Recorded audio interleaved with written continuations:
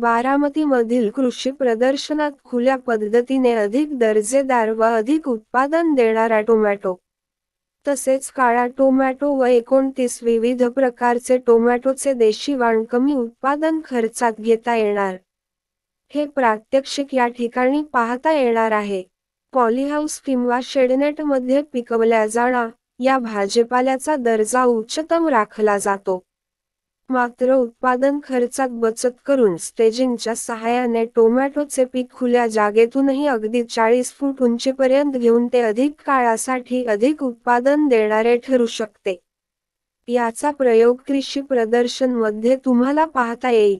शेतकरी या ठिकाणी येऊन नव्या आधुनिक पद्धतीने शेती करून आपले उत्पन्न वाढविण्यासाठी या प्रदर्शनाचा फायदा होणार। नमस्कार, माझे नाव संतोष करंजे, कृषी विज्ञान केंद्र बारामतीमध्ये विषय विशेषज्ञ कृषी विद्या म्हणून कार्यरत आहे। येत्या 16 ते 20 जानेवारीला कृषी विज्ञान केंद्र बारामतीमध्ये प्रात्यक्षिक आधारित कृषी प्रदर्शन आयोजित केलेलं आहे आणि त्याच्यामध्ये देशी बियाण्यांच्या प्रात्यक्षिक आपण केलेले आहेत। तर त्याच्यामध्ये माझ्या पाठीमागे आपण पाहतो की विविध टोमॅटोचे 30 व्हरायटी लावलेल्या आहेत आणि या सर्व 30 व्हरायटी ह्या देशी आहेत आणि त्याच्यामध्ये विशेष सांगायचं झालं तर गोल काळा आणि लंब गोलाकार काळ्या वाणाचं टोमॅटो लावलेलं आहे। हे आयुर्वेदिक आणि आपल्याला पौष्टिक असं टोमॅटो आहे। आपण जे हायब्रिड टोमॅटो खातो त्याला सुवास राहिलेला नाही। आज माझ्या पाठीमागचे जेवढे टोमॅटो आहेत ते सर्व देशी आहेत। याच्यामध्ये लंब गोलाकार नेहमीचा आपल्याला हायब्रिड टोमॅटो असतो तसाही लंब गोलाकार टोमॅटो आहे आणि हायब्रिडच्या वाणापेक्षा जास्त उत्पादन देत आहेत। हे पाठीमागे तुम्ही पाहिलं तर आत्ताच 10 फूट वाढलेले आहेत। हे जर आपण आधार देत गेलो किंवा त्याला खाली लोअरिंग करत गेलो म्हणजे त्याला खाली उडून आपण बांधत गेलो तर हा सलग 40 फुटापर्यंत हायब्रिड टोमॅटो सारखा वाढू शकतो। याच्यामध्ये चेरी टोमॅटो पण आहे आणि आपले नेहमीचे टोमॅटो पण आहे। चेरीमध्ये पण 3 वेगवेगळ्या आकाराचे आहेत। अगदी बोराच्या आकाराचा, छोट्या बोराच्या आकाराचा पण चेरी टोमॅटो आहे आणि हे पण घसानं लागतात। याच्यामध्ये विशेष म्हणजे रोगराई बिलकुल तुम्हाला दिसणार नाही, केमिकलचा वापर करण्याचीच गरज राहणार नाही।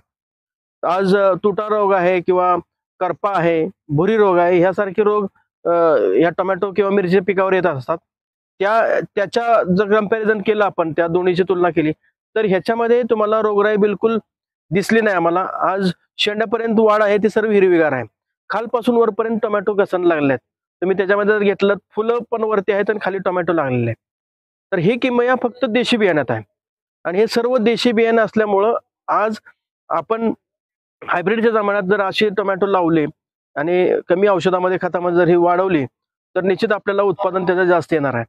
आज किमान 40 टनापर्यंत तरी हे टोमॅटो उत्पादन येतील आणि खर्चाच्या बाबतीत झालं तर तुमचा खताचा औषधाचा खर्च 50% पेक्षा कमी येईल आणि खतही वापरायचं झालं तर तुम्ही जैविक खतं वापरा घ्याला, म्हणजे निंबोळ्यासारखे किंवा जीवाणू खतं आहेत किंवा जैविक औषधं जे आहेत त्याची जर फवारणी केल्या तरी आपल्याला कुठल्या कीड रोगाचा ह्याच्यामध्ये प्रादुर्भाव बिलकुल होणार नाही। उत्पन्न जेवढे येतंय ते मार्केटमध्ये विकायसाठी पण आपल्याला विशेष कष्ट घ्यावं लागणार नाही, कारण त्याची चव एकदा जर ग्राहकांना समजली तर निश्चित तुम्हाला हे मार्केटमध्ये पण चांगले चालणार आहेत। आज इथं उभं राहिलात तुम्ही आणि पाठीमागे जाऊन पाहिलात, त्याचा वास जर घेतला तर आपल्याला नॅचरल जो जुना वास आहे तो आता अजून पण येतो। म्हणजे आपल्याला जुनं ते सोनं आपण म्हणतो, या पद्धतीने जुनी बियाणं संवर्धन करून शेतकऱ्यांनी हेच बियाणं पुन्हा पुन्हा लावलं पाहिजे। त्याचा बियाण्याचा खर्च वाचेल, रोपांचा खर्च वाचेल, म्हणजे एकंदरीत आपल्याला हे आपल्या भागात येणारे वाण आहेत एवढंच सांगतो। आणि येत्या 16 ते 20 जानेवारीला कृषक या प्रात्यक्षिक आधारित कृषी प्रदर्शनाला आपण सर्वांनी यावं हेच विनंती करतो। धन्यवाद। परिसरातील विश्वसनीय व ताज्या घडामोडींसाठी बारामती टाइम्सचे YouTube चॅनेल लाईक करा, सबस्क्राइब करा आणि शेअर करा।